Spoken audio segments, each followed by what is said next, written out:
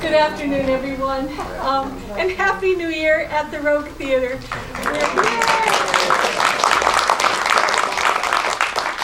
We're so thrilled to be here today with you all. Thank you so much for coming. There are some people we want to thank before I introduce Patrick. First of all, I want to thank Jerry James for this wonderful essay. Essay that you're reading right now, which Jerry always does these for the plays for us, and we're so grateful for that.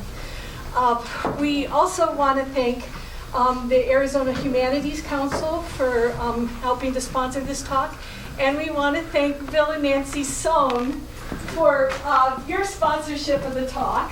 So Bill and Nancy, the florist is closed on New Year's Day, but you know, you can always get alcohol. So if you pass this on back. Just to introduce Patrick a little bit to you, I've known Patrick since the Rogue was just a glimmer in my eye, before even I had met Joe. I had the wonderful opportunity to direct one of Patrick's plays, Two from Tanagra, in a previous incarnation with Tucson Art Theater. And I acted in one of his plays, Anamib Spring, which was a beautiful play. So he's an accomplished playwright. He's written plays that we've done here at the Rogue, and he's an accomplished teacher as well. One of the things that I find so remarkable about Patrick's teaching is every single semester, even if he teaches the same classes, he teaches new material, new books, every single semester. And as a previous teacher, I salute that because it's an extraordinary thing.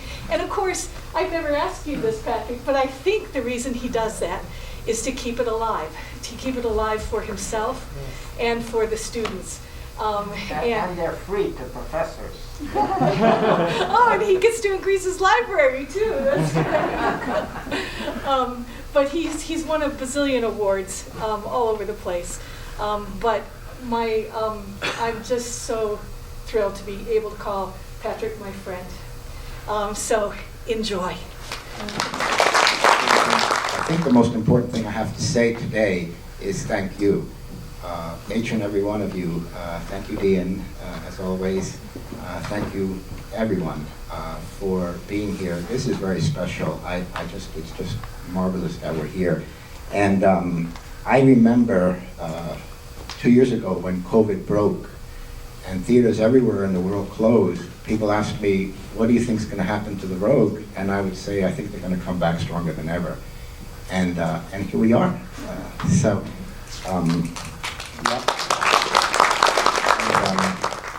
You've seen the gallery, of course, 81 plays to date, and now they're about to embark on Death of a Salesman.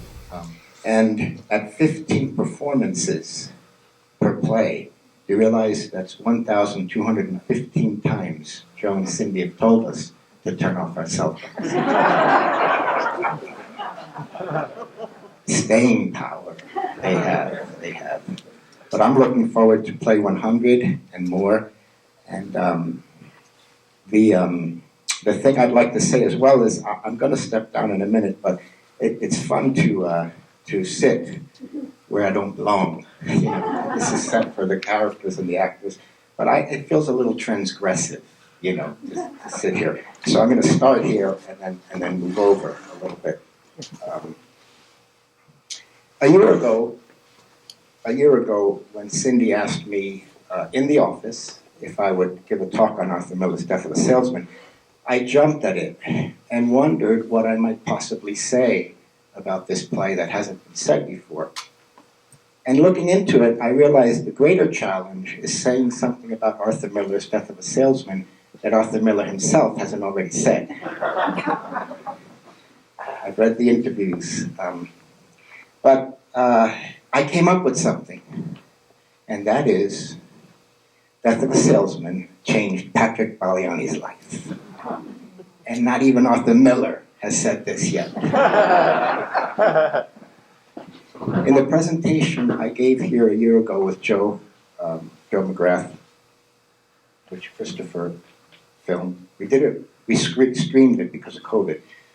It was about A View from the Bridge, and I related the first time I saw Death of a Salesman, Dean and I saw it together in Boston, and how the play so moved me. An amateur cast, mixed casting as it turned out, blind casting as they call it, and I was hooked forever. I referred to the hotel scene when a woman's laughter is heard off stage and how she emerged behind a trail of bluish smoke that preceded her. And it was that smoke that was suspended, briefly, ephemerally in the air, that created this bond between she and Willie and me. And it was a brilliant instance of what Tennessee Williams calls the great magic trick of theater, which is snatching the eternal from the desperately fleeting. That smoke was real. It was not on a screen, and it couldn't be rewound.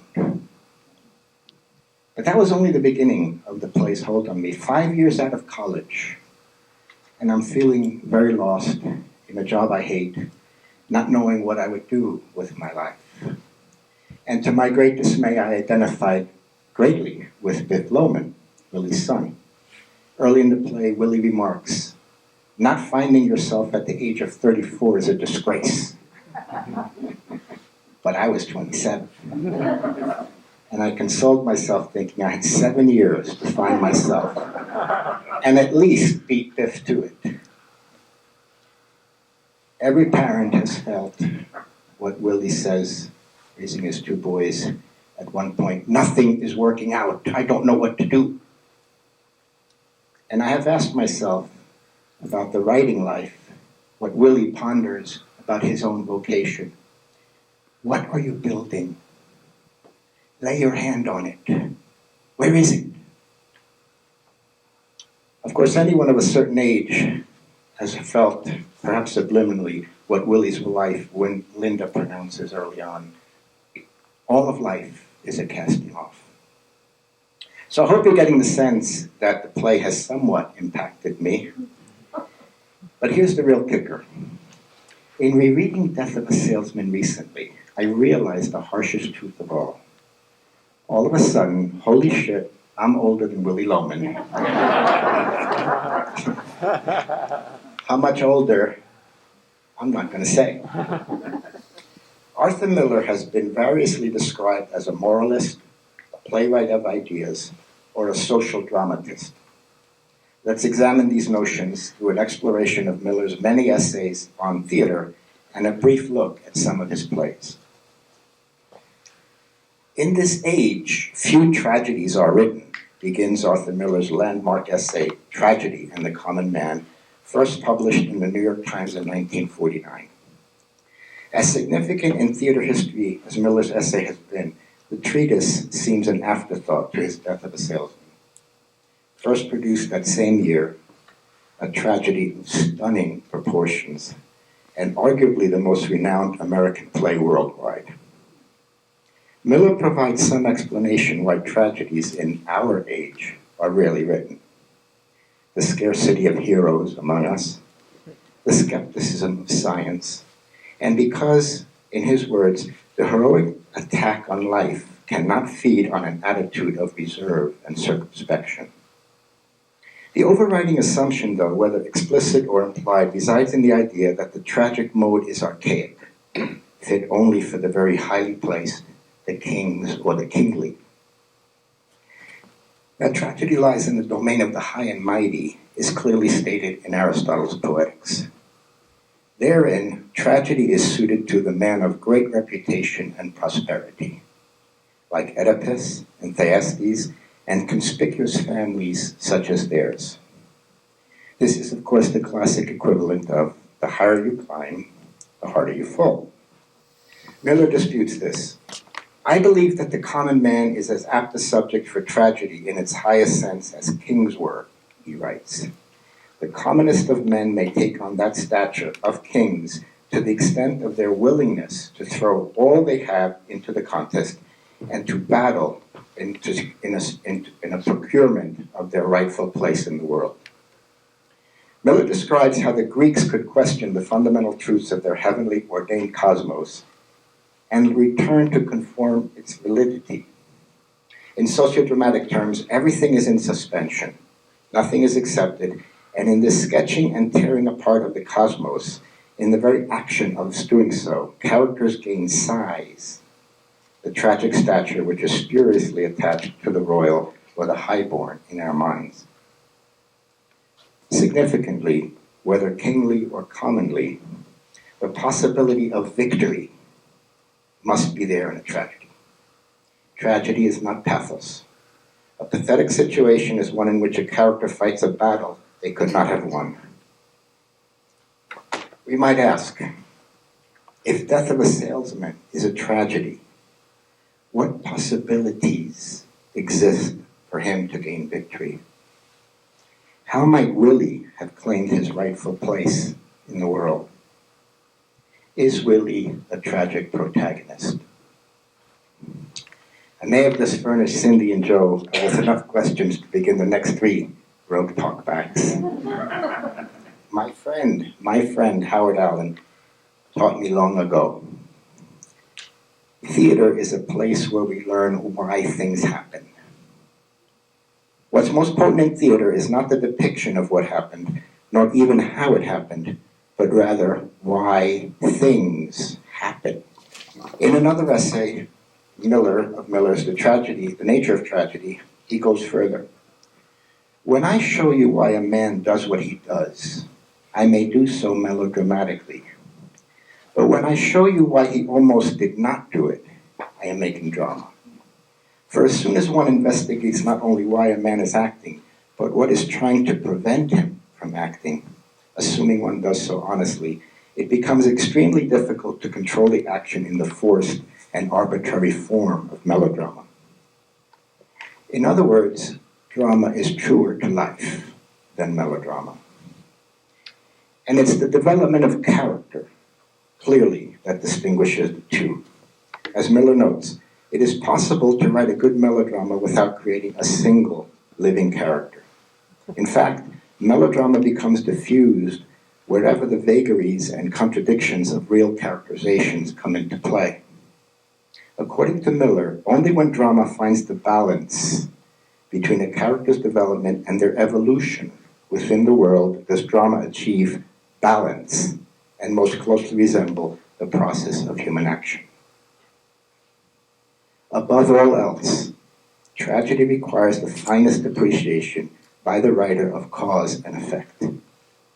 It's no wonder that Miller was captivated throughout with the work of Henrik Ibsen. In his introduction to the 1957 edition of his collected plays, Miller notes, "There is one element in Ibsen's method which I do not think ought to be overlooked, let alone dismissed as it so often is nowadays. If his plays and his method do nothing else, they reveal the evolutionary quality of life. One is constantly aware, in watching his plays, of process, change, development. I think too many modern plays assume that their duty is merely to show the present countenance rather than to account for what happens." This works both ways, of course, in a play. We have to understand, given the action, everything that preceded it, and then we have to ask ourselves, what are the consequences? What follows? Directing a production of Ibsen's An Enemy of the People was the first thing Miller set himself to do after the success of Death of a Salesman. On its surface, An Enemy of the People deals with the negative public opinion resulting from a citizen's discovery that the town's newly constructed baths are poisoning the water supply. That's the storyline. The play's themes are something else, which Miller describes as the crushing of the dissenting spirit by the majority, and the right and obligation of such a spirit to exist at all. Ibsen wrote An Enemy of the People in 1882.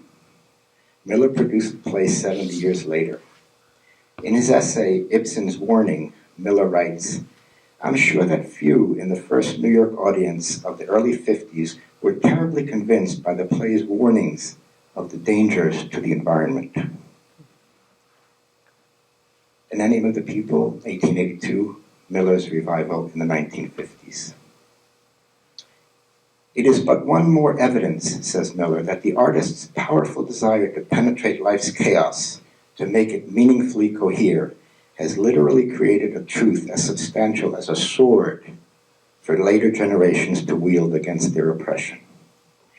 And we might recall, as Miller does, that Henry David Thoreau, well before Ibsen, railed against nature's ruins. Tragedy, then, establishes a wider consciousness of the causes that form character. In the tragic view, the need of man to wholly realize himself, whatever it is that hedges his nature and lowers it, is ripe for attack and examination. That is, we learn. What are we learning? Miller's ethical perspective is unequivocal. It is the knowledge pertaining to the right way of living in the world. And if you think about it, we attend the theater in order to learn how to live. Surely we come away from an experience of play like Death of a Salesman with a better individual understanding of what each of us considers right and wrong in our lives. Miller continues, "There is a misconception of tragedy which I have been struck in review after review and in many conversations with writers and readers alike. It is the idea that tragedy is of necessity allied to pessimism." And here I can't help referencing a touch of the poet Eugene O'Neill, also an influence on Miller. Responding to critics who assailed his work, O'Neill wrote, "I have been accused of unmitigated gloom. Is this a pessimistic view of life? I don't think so. To me, the tragic alone has the significant beauty which is truth. It is the meaning of life and the hope. Only through the unattainable does man achieve a hope worth living and dying for, and to attain himself." Now, this misconception of tragedy is still prevalent. In last month's New York Times, in a review of the play Clydes by Lynn Nottage, I read, "We are living in Greek times, or so you might conclude from the preponderance of Greek tragedies turned out by today's playwrights. The world they show us is too dark for anything but the cruelest of tales, the bleakest of forms." Darkness, cruelty, the bleakest of forms. Clearly, critics and others still cling to the notion objected to by O'Neill almost a century ago and reiterated by Miller decades later. This impression that pessimism and tragedy are aligned, says Miller, is so firmly fixed that I almost hesitate to claim that in truth, tragedy implies more optimism in its author than comedy, and that its final result ought to be the reinforcement of the onlooker's brightest opinions of the human animal. To separate tragedy from the merely pathetic is much more difficult. It is difficult because here, society enters in. The social dimension in Miller's work is ubiquitous. In play after play, essay after essay, Miller places the social dimension center stage. Not society, the social dimension. It's almost funny to me, if it weren't kind of sad, that in America we categorize social plays. Isn't every play social? I get it, we're talking about matters of degree, but if those who categorize, even chastise social plays are referring to social themes within plays, still, doesn't every play reveal social themes? Let's talk about matters of degree.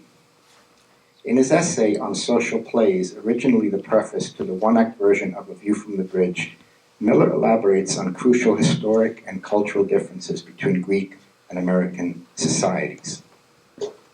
Briefly stated, the Greeks considered themselves members of the polis, the city-state, as a conscious matter of life and death, in order to survive. Some of us may seem to have it easier. Certainly the notion of individual liberty enshrined in our declarations of independence is light years removed from the more communal consciousness of the ancients who occupied city-states. And consider how much more specialized we are today than the Greeks. Greek warriors were orators. Greek generals, poets, and so on. Perhaps as much as anything, what distinguishes us from the Greeks and many other cultures is that grand American myth of the individual, which assumes that one can be who one is on their own, if not on one's own terms. To be clear, in a good play, let alone a great one, the exploration of society's constraints on the individual does not come at the expense of individual characterization. Rather, character is more fully revealed when one feels the world of the play extend beyond the parameters of the set, beyond the 2 hours of life we see enacted on stage. The truly great work of art is that work which will show us at one and the same time the power and the force of the human will working with and against the forces against it. Let's look back on this stage at what the Rogue has presented, a few plays of truly great works of art. To bear out Miller's point, in Waiting for Godot, we are caught in Vladimir's and Estragon's purgatorial struggle to overcome humanity's endlessly repetitious paralysis before the need to act and to change against unknown forces. The narrator in The Bridge of San Luis Rey seeks cosmic answers to mysteries surrounding village life and death. Galileo shatters our understanding of the firmament, probing humanity's potential forward. Moby Dick's Ahab rails against his crew, against his Calvinism, against God. Melville and Miller examined good and evil. Returning to his Tragedy in the Common Man, we find, now if it is true that tragedy is the consequence of man's total compulsion to evaluate himself justly, his destruction in the attempt posits a wrong or an evil in his environment. The thrust for freedom is the quality in tragedy which exalts. What shakes us in such a play derives from the underlying fear of being displaced, the disaster inherent in being torn away from our chosen image of what and who we are in the world. Okay, I'm about to mention Marilyn Monroe for the first and only time in this presentation. Piqued your interest, I can see. Arthur Miller's play After the Fall, written in 1964, was generally perceived as an expose of Miller's marriage to Marilyn, which is putting it mildly. In the words of one interviewer, some people thought that the play had rather unscrupulously traded on Marilyn's suicide. To this I say, playwrights may begin with the material of their lives. What they end up with is what counts. Inspired by Camus' novel, The Fall, After the Fall ends up reckoning with original sin and the propensity, the human propensity for evil. Haunted by the Holocaust and having visited the Mauthausen death camp, Miller, and After the Fall examines being torn away from our chosen image of what and who we are in the world. He wrote this set description for the play. The action takes place in the mind, thought, and memory of Quentin. The setting consists of 3 levels, rising to the highest at the back, crossing in a curve from one side of the stage to the other. Rising above it and dominating the stage is the blasted stone tower of a German concentration camp. Its wide lookout windows are like eyes, which at the moment seem blind and dark. Bent, reinforcing rods stick out of it like broken tentacles. In Wikipedia, we find, although After the Fall remains very unpopular with critics, it is revered in the academic arena as a deep and intellectual play. Albeit difficult to follow because it does not follow the conventional sequence of events found in typical works. Wikipedia turns out to be right. I actually do worship deep, difficult intellectual plays that don't follow a conventional sequence. I said I would mention Marilyn only once, but I lied. And after the fall, the protagonist Quentin struggles to reconcile his life with the failed relationships of his past. When manifested in his true depths, Quentin raises our awareness of each other and by extension the world we inhabit. The play weaves the personal, the geopolitical, and the anthropological. In this broader sense, the play is about you and I, as well as about Marilyn and Mill. Don't think Marilyn when you read it. Think about, and here you fill in the blank. Also in 1964, Miller correlated good and evil in Incident at Vichy. Incident at Vichy is a fascinating play wherein Miller probes individual and collective accountability for the Holocaust. Frank Scheck, reviewing the production of the play in 2015, pretty well captures what others have felt. Incident at Vichy reflects both Miller's strengths and weaknesses as a dramatist. It deals with powerful themes of guilt and responsibility, tautly dramatized and well-defined. But the play is also talky and didactic, its themes expressed too baldly. I would agree, in this case, in part. When, in the play, the Jewish psychoanalyst character confronts the self-blaming Austrian prince with, "It's not your guilt I want, it's your responsibility," I found this line very powerful, and something James Baldwin uttered repeatedly a decade later in the context of the civil rights movement. Nevertheless, toward the end, in Incident at Vichy, when the French characters Ledoux and the Major argue in philosophical terms over the defiance of evil, the scene does feel perhaps too eloquently, perhaps too measuredly stated, given the play's otherwise realistic form. Then again, I used to think Shakespeare's I am the sea speech in Titus Andronicus, 15 grandiloquent lines uttered by the title character while the raped, mutilated, murdered the body of his daughter Lavinia lies in his arms, as too grandiose, given the horror of the moment, even by Shakespearean standards. In King Lear, for instance, the title character renders a similar horror with a single howl. Then I saw Patrick Stewart play Titus and render his own I am the sea speech. 15 lines, every word utterly believable. In A Memory of Two Mondays, published in 1955 as the companion piece to the one-act version of A View from the Bridge, Miller recreates the Nazi era here in America.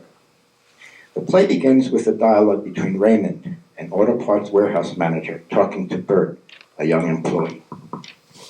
Raymond, who has never paid much attention to Bert, though now curious, has time for it.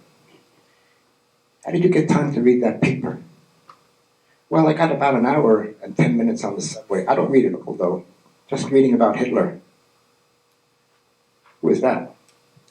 "He took over the German government last week." Raymond, nodding, uninterested. "Listen, I want you to sweep out that Excelsior laying around the freight elevator." 4 decades later, in 1994, in one of the last plays Miller wrote and produced, Broken Glass, a woman living in New York, transfixed with images of the pogroms in Germany, becomes paralyzed from the waist down. "Her legs turned to butter," says her husband. "I couldn't stand her up. Kept falling around like a rag doll. I had to carry her into the house. And she kept apologizing." Here he weeps and then recovers. "I can't talk about it." The woman, Sylvia, at one point says, "How can those nice people go out and pick Jews off the street in the middle of a big city like that, and nobody stops them?" And elsewhere, "But it's in the paper. They're smashing up the Jewish stores. Should I not read the paper? The streets are covered with broken glass." Essentially, as Miller argues in his essays, and as his best plays reveal, we should not reduce the complexity of characters to either their psychological or their social states, but we should present them as attempting to balance the two. The social drama, he writes, must do more than analyze and arrange the social network of relationships.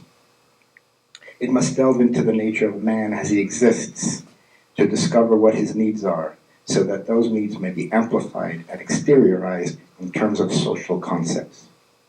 I can no longer take with ultimate seriousness a drama of individual psychology written for its own sake, however full it may be of insight and precise observation.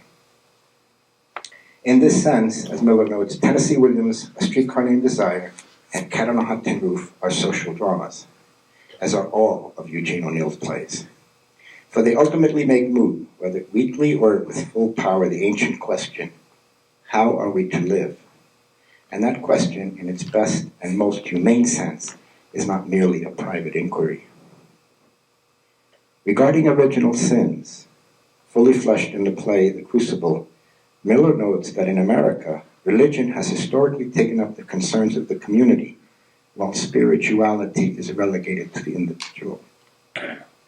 But if one can look at the idea of the social drama from the Greek point of view for a moment, it will be clear that either a genuinely social drama exists, or if it abdicates altogether, its true opposite, the antisocial and ultimately anti-dramatic drama, will be formed. The root of the problem for Miller is that we are trying to save ourselves separately, and that is immoral. To this I would add that America's vision of itself, embodied in the myth of the individual, is inherently tragic. At this point, we'd like to present the opening scene. Cindy and Joe will present the opening scene of Death of a Salesman.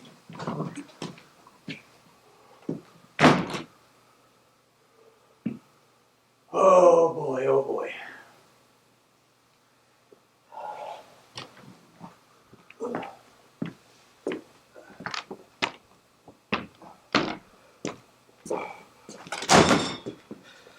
Willie? It's all right, I came back.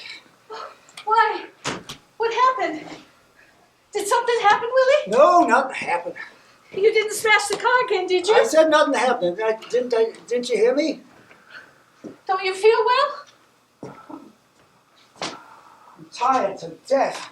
I couldn't make it. I just couldn't make it, Linda. Where were you all day? You look terrible. I got a little above Yonkers. I stopped for a cup of coffee. Maybe it was the coffee. What? I suddenly couldn't drive anymore. The car, it kept going off onto the shoulder, you know? Maybe it's the steering again. I don't think Angelo knows the Studebaker. No, it's me. It's me. Suddenly I'm going 60 miles an hour and I don't remember driving the last 5 minutes. I can't seem to keep my mind to it. Maybe it's your glasses. You never went for your new glasses. No, I see everything. I came back 10 miles an hour. Took me nearly 4 hours from Yonkers. Willie, you just got to take a rest. You can't continue this way. I just got back from Florida. But you didn't rest your mind. Your mind is overactive. The mind is what counts, dear. I'll start out in the morning. Maybe I'll feel better in the morning. These goddamn arch supports are killing me. Oh, take an aspirin. I'll get you an aspirin. It'll soothe you. I was driving along, you understand, and I was fine. I was even observing the scenery. You can imagine me looking at scenery on the road every week of my life. But it's so beautiful up there, Linda. The trees are so thick and the sun is warm. I opened the windshield and just let the warm air bathe over me. And then all of a sudden I'm going off the road. I'm telling you, I absolutely forgot I was driving. If I'd have gone the other way over the white line, I might have killed somebody. Willie, dear, talk to them again. There's no reason you can't work in New York. They don't need me in New York. I'm the New England man. I'm vital in New England. But you're 60 years old. They can't expect you to keep working all the time. I'll have to send a wire to Portland. I'm supposed to see Brown and Morrison tomorrow morning at 10 o'clock to show them the line. God damn it, I could sell them. Oh. Willie, why don't you go down to the place tomorrow and tell them you simply got to work in New York. You're too accommodating, dear. If old man Wagner was still alive, I'd have been in charge of New York now. That man was a prince. He was a masterful man, but that boy of his, that Howard, he don't appreciate. When I went north the first time, The Wagner Company didn't know where New England was. Tell these things to Howard, dear. I will. I definitely will. Is there any cheese? I'll make you a sandwich. No. Go to sleep. I'll take some milk. I'll be right in. The boys in? Oh, they're sleeping. Happy took Biff on a date tonight. Is that so? It was so nice to see them shaving together, one behind the other in the bathroom and going out together. You notice? The whole house smells of shaving lotion. Figure it out. Work a lifetime to pay off a house. You finally own it, and there's nobody to live in it. Well, life is a casting off, dear. It's always that way. No. Some people accomplish something. Did Biff say anything after I went this morning? You shouldn't have criticized him, Willie, especially after you just got off the train. I simply asked him if he was making any money. Is that a criticism? Well, how could he make any money, dear? There's such an undercurrent in him. He became a moody man. Did he apologize when I left this morning? He was crestfallen, Willie. You know how he admires you. I think if he finds himself, he'll both be happier and not argue so much. Now, how can he find himself on a farm? Is that a farmhand?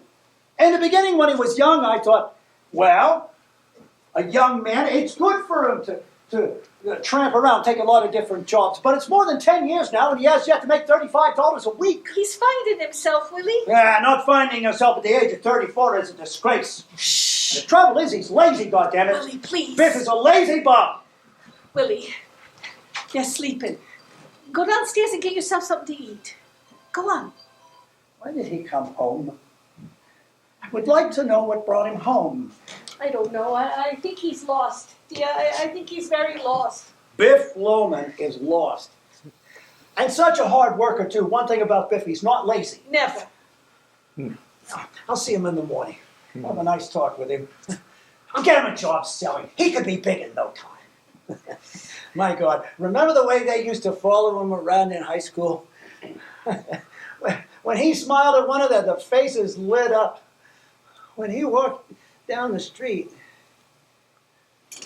Willie? Dear?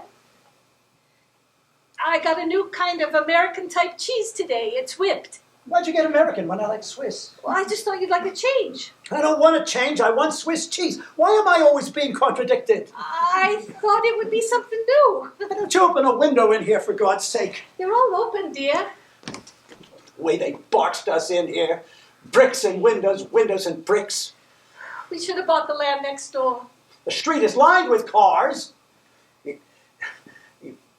There's not a breath of fresh air in the neighborhood. The grass don't grow anymore. You can't raise a carrot in the backyard.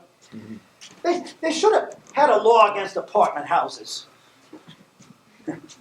Remember those two beautiful elm trees out there when Biff and I hung that swing between them?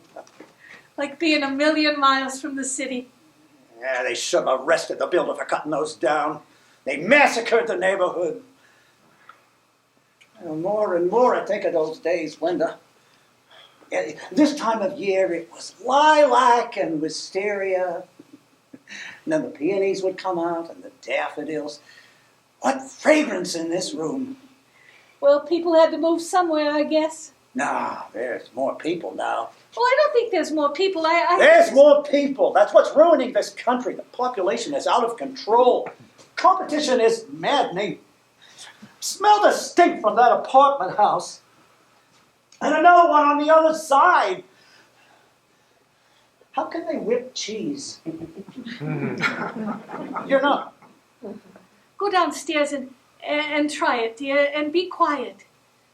You're not worried about me, are you, sweetheart? Oh, you got too much on the ball to worry about. You're my foundation and my support, Linda. Just try to relax, dear.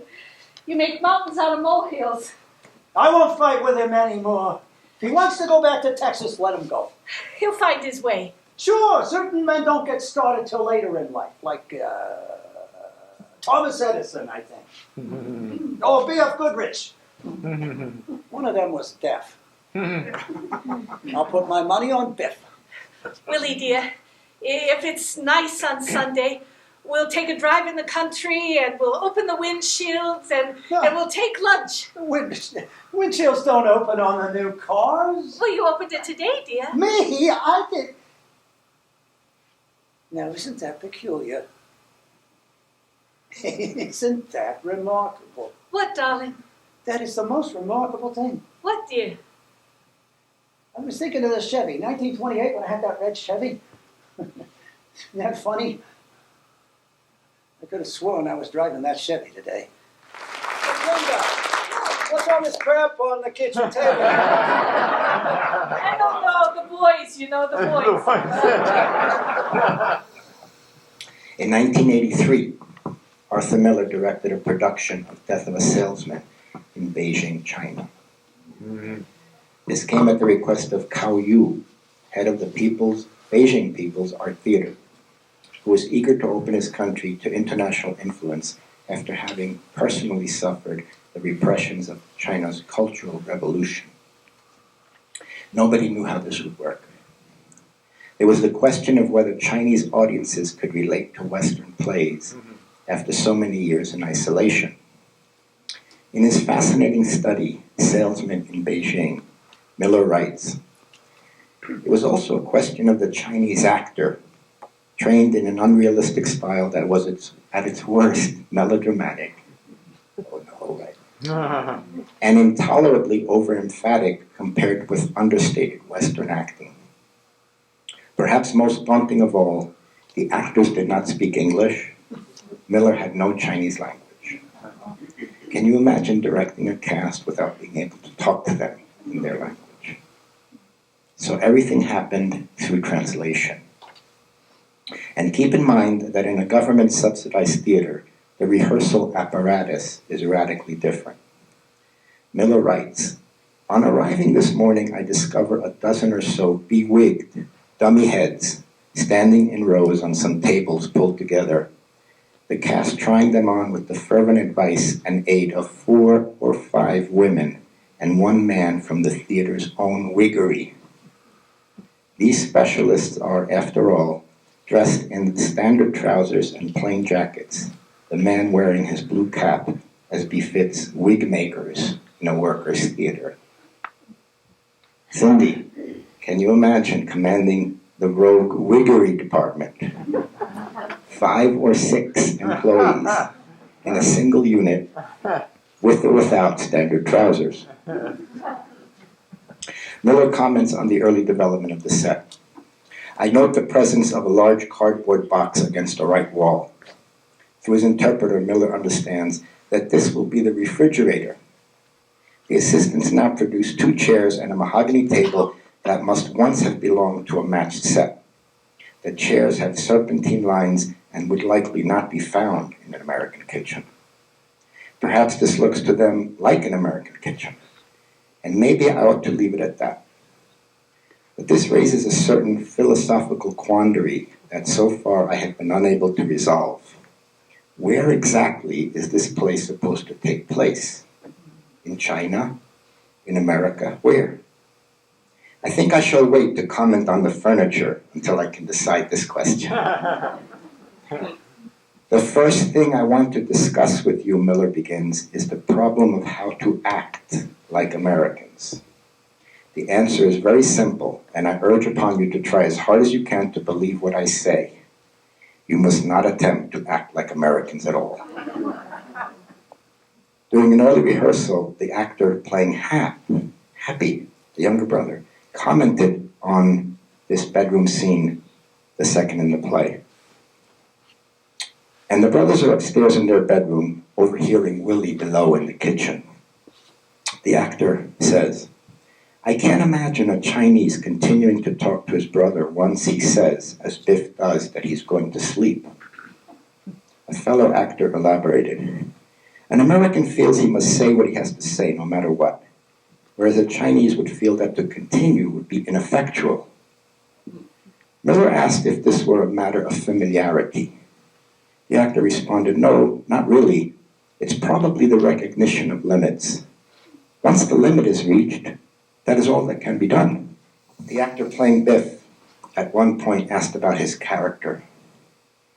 If I say I like it so much working out west with horses, why do I end up saying I don't know what I want?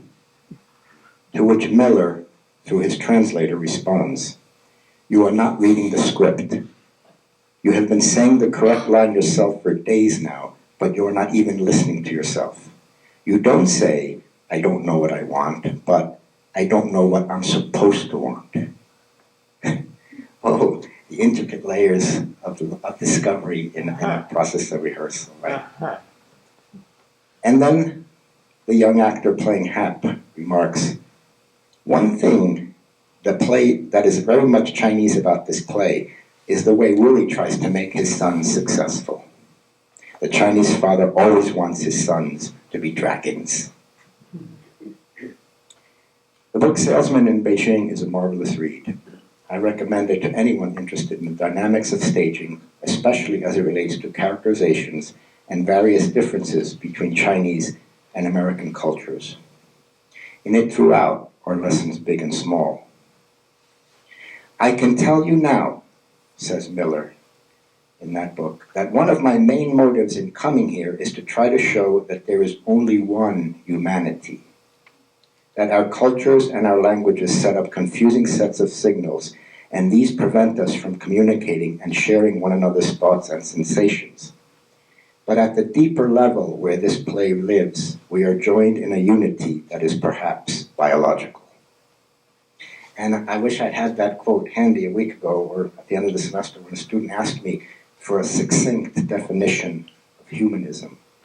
What struck Chinese audiences is what strikes us: Willy Loman's disastrous attempts to maintain his dignity and shield his family from catastrophe. And Miller's own fears that the play's characterizations might be satirized were unfounded. He instructed his Chinese cast of actors what is true of every well-written drama produced anywhere in the world. Quote, "Nothing at all will come of this play unless you are emotionally true to your characters and to the story. If you are, I am betting that the cultural surface will somehow take care of itself, although I can't be sure at this point what it will appear to be." In his next breath he added, "Now then, to be specific, there will be no wigs." Death of a Salesman is a quintessentially American play. Yet it has no problem being understood the world over. It continues to be produced and translated in scores of countries. In capturing the plight of Willy Loman, something so particular, so particularly American, Miller has particularized the universal. A year ago, on this stage, the Rogue produced Ellen McLaughlin's rendition of the Oresteia by Aeschylus. In the Rogue's own words, the Oresteia chronicles a deluge of violence that can only be stopped when society peers into its own soul. Amid COVID and our concurrent national afflictions, we were brought to a place taking place 2,500 years ago. Among the reasons the Oresteia resonates for us is that it depicts a dire search by individuals and historic characters within a collective calamity. As fitting as this dramatic action is today, there was in the production here the ominous overlay of actors wearing preventative masks, as you are, while performing this classic Greek play. COVID has us re-examining our values. We aspire to begin again, hopefully having bettered ourselves. Returning back to the mid-last century, Miller claimed, "The decks now are cleared. It is possible to speak of a search for values with a warm embrace of mankind, with a sense that at bottom every one of us is a victim of a misplacement of aims." This idea that we are casualties of a misplacement of aims lies at the heart of a resurgence of virtue ethics, which took a sound beating during much of the 20th century. In his hotly debated study, After Virtue, philosopher Alistair MacIntyre revisits notions demonstrated in Aristotle's treatise, Nicomachean Ethics, which proposes that good judgment emanates from good character, and that good character, when sought and practiced, can be acquired. Aristotle and McIntyre identify central, character-driven moral concerns needed to live a good life.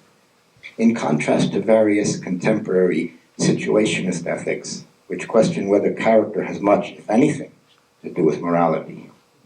Much of postmodernism questions whether character even exists. But I'll leave that at that. Juana Anthony Apaya, the ethicist columnist of the New York Times, seems to me a proponent of situationist ethics. In his essay, The Case Against Character, he writes, "The situationist hypothesis is that, in explaining behavior, we're inclined to overestimate disposition, i.e. character traits, and underestimate situation." I'm certain Ibsen would never do such a thing. And it's worth noting that our word morality derives from the conjunction of character and manner. The word ethics is also a conjunction from the Greek ethos, broadly defined as character, and the Latin more, or custom. For Aristotle and McIntyre, characters and customs determine how individuals choose to interact with one another within established and evolving context. We know where Arthur Miller stands. To be sure, Miller is never prescriptive. He is dramatic, depicting characters making hard choices in extreme circumstances, choices we leave the theater debating. Miller's plays do not prescribe how to live. They reveal characters struggling to know what is best to do and how possibly to do it. In The Crucible, for example, we are not impelled to uphold John Proctor's conflicted values, but to examine them. Eddie Carbone, in A View from the Bridge, presents us his own rock and hard place. Whether we side with him or not, we are brought to question his behavior on shifting moral grounds. Incident at Vichy portrays Prince von Berg discovering before our eyes the central existential question of his identity. In each of these plays, as in Death of a Salesman, we are in the presence of a character who is ready to lay down his life, if need be, to secure one thing, his sense of personal dignity. These very stylistic different plays have in common what Miller defines as the lasting appeal of tragedy, our need to face the fact of death in order to strengthen ourselves for life. That Miller addressed these moral and philosophical questions in the aftermath of the Holocaust, enduring nuclear uncertainty, is significant to us. As always, Miller took the long view. In 1958, he said, "My feeling is we are in a transition stage between a mechanistic concept of man and an amalgam of the rationalistic and what you would call the mystical or spiritual concept of him." Aren't we today in the throes of a mechanistic conception of humankind and our more spiritual leanings? Miller is as relevant in our age of Snapchat, Instagram, and TikTok as he was in the heyday of radio and early television, especially considering his play's attempt to overcome alienation and achieve union. And what of the great plays to come? "A man can't go out the way he came in," says Willie Loman at the end of Death of a Salesman. "A man has got to add up to something." When Arthur Miller passed away in 2005, we lost a giant. One of his last accomplishments was the screenplay for the film version of The Crucible, starring Daniel Day-Lewis and Winona Ryder. Miller had long since grown out of critical favor, and his later plays, such as The Last Yankee and Broken Glass, were received lukewarmly, not deemed in the vanguard of American theater. Then again, even his first play on Broadway, All My Sons, was in its day considered not modern. But Miller's plays remain visceral because he captured enduring verities. Modernity has no monopoly on the lasting. Miller recognized the continuum of our human experience going as far back as history permits, our evolution and our permanence. I think of that beautiful lyric in Paul Simon's The Boxer, "After changes upon changes, we are more or less the same." I think of what Miller, in the introduction to his collected plays, describes as theater's fundamental nature and its historic function. For it seems odd when one thinks of it, he writes, that an art which has always been so expensive to produce and so difficult to do well should have survived in much the same general form that it possessed when it began. The original title of Death of a Salesman was The Inside of His Head. I'm glad Miller changed that. In any case, he stated, the salesman image was from the beginning absorbed with the concept that nothing in life comes next, but that everything exists together and at the same time within us. There is not a past to be brought forward in a human being, but that he is his past in every moment, and that the present is merely that which is his past is capable of noticing and smelling and reacting to. The Rogue Theater presents Death of a Salesman beginning Thursday. I'm so eager to watch Willie in his kitchen while Biff and Happy talk privately in their room, to see him live is each moment the embodiment of the past, to experience again that bluish, smoke-like suspension of time and allure, however it's captured here. Looking forward, I will leave you with another question. How does Death of a Salesman provide you the reinforcement of your brightest opinions of the human being? Thank you very much.